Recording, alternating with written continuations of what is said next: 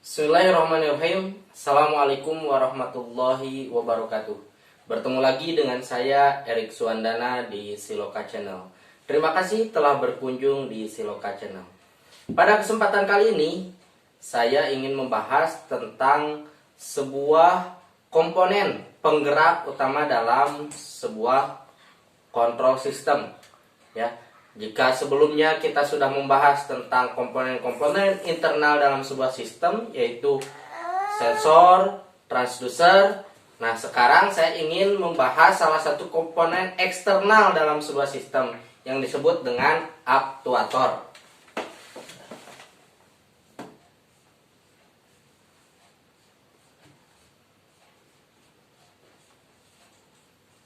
Oke. Aktuator itu sendiri adalah sebuah komponen yang berfungsi untuk penggerak sebuah sistem dalam sistem kontrol, ya. Jadi aktuator ini adalah komponen utama yang berfungsi untuk menggerakkan kontrol sistem. Selain itu juga dia menjadi penghubung, ya, penghubung sebuah sistem langsung ke sebuah sistem keluarannya, gitu ya. Jadi aktuator adalah sebuah komponen utama yang berfungsi untuk menggerakkan sebuah sistem, ya. Nah, aktuator ini sendiri diklasifikasikan menjadi beberapa klasifikasi. Yang pertama ada aktuator elektrik, ya. Oke. Yang kedua ada aktuator mekanik. Ada juga aktuator hidrolik. Hidrolik ini yang berbasis fluida, dan ada juga yang berbasis udara, ya, itu pneumatik. Pneumatik. Nah, pada kesempatan kali ini saya ingin lebih fokus kepada aktuator elektrik, ya. Apa itu aktuator elektrik? Aktuator elektrik ini adalah aktuator yang merubah sinyal listrik menjadi sebuah gerakan mekanis, ya. Maka kalau misalnya dituliskan di sini fungsinya, ya, fungsinya yang pertama adalah merubah sinyal listrik. Merubah sinyal listrik menjadi gerakan mekanis. Nanti kita akan berikan contoh dari aktuator elektrik itu apa saja, ya.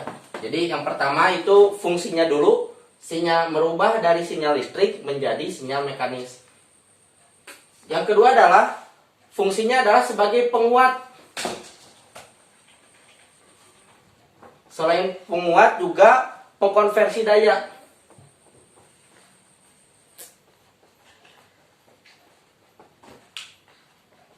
Apa maksudnya? Jadi dalam sebuah sistem biasanya si daya yang diterima itu adalah rendah, ya.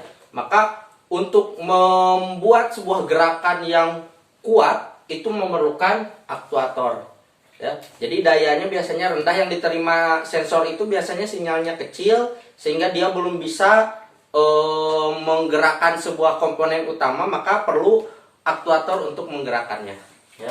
Nah, yang ketiga tentu menjadi sinyal kontrol, ya. Nah, ini masih berkaitan dengan fungsi yang tadi yang kedua. Selain dia mengonversi daya, tentu dia akan mengontrol sinyalnya. Sinyal yang diperlukan untuk misalnya membuat sebuah gerakan itu, apakah dia ini pasti kecil kan, maka memerlukan daya yang lebih besar. Itu dari segi fungsi dari sinyal, fungsi dari aktuator elektrik itu sendiri, ya. Lantas apa sih contoh-contohnya, ya? Ada beberapa contoh. Yang pertama, saya boleh dicontohkan mungkin di sini, ya. Di sini. Nah, solenoid. Nah, solenoid atau ada yang menyebut dengan istilah solenoid valve misalnya. Nah, solenoid valve ini adalah sebuah komponen yang sangat penting, apalagi di dunia industri ini pasti rekan-rekan semuanya akan berjumpa dengan alat yang namanya solenoid. Ya, solenoid ini isinya berupa katup atau berupa valve, ya, berupa valve. Jika misalnya kita tahu ada ball valve, butterfly valve, misalnya itu adalah contoh-contoh dari valve-valve manual, ya, dia yang berfungsi untuk membukakan atau menutupkan sebuah valve, ya, tapi sifatnya manual. Nah, solenoid valve ini adalah sifatnya elektrik, dia digerakkan oleh sebuah sinyal elektrik, ya. Nah, dia mempunyai coil. Coil ini dialiri oleh listrik, ya, sehingga membentuk medan magnet. Nah, medan magnet itulah yang nantinya akan mengontrol si valve yang ada di solenoid valve ini. Ya, bisa jadi open, bisa jadi close. Ya, biasanya yang digunakan adalah basisnya kalau nggak fluida itu gas. Ya, banyak sekali contoh-contoh di dunia industri. Misal digunakan dalam bag filter, terus digunakan dalam sistem hidrolik, ya, misal contoh seperti ekskavator atau misalnya kren, dia menggunakan solenoid untuk sebagai pengontrol buka tutup katupnya, ya, seperti itu, ya. Yang kedua ada solenoid valve ini yang sering kita jumpai juga adalah motor, ya, motor AC. Nah, motor AC ini adalah motor arus bolak-balik, ya, yang fungsinya sama tadi, merubah dari sinyal listrik menjadi sebuah gerakan mekanis, ya. Motor AC ini tentu sering kita jumpai, ya, di industri, karena motor-motornya yang bersifat besar, ya. Jadi di industri ini tentu aplikasinya sangat banyak, ya. Motor-motor yang mesin-mesin yang menggunakan motor itu biasanya menggunakan motor AC. Selanjutnya,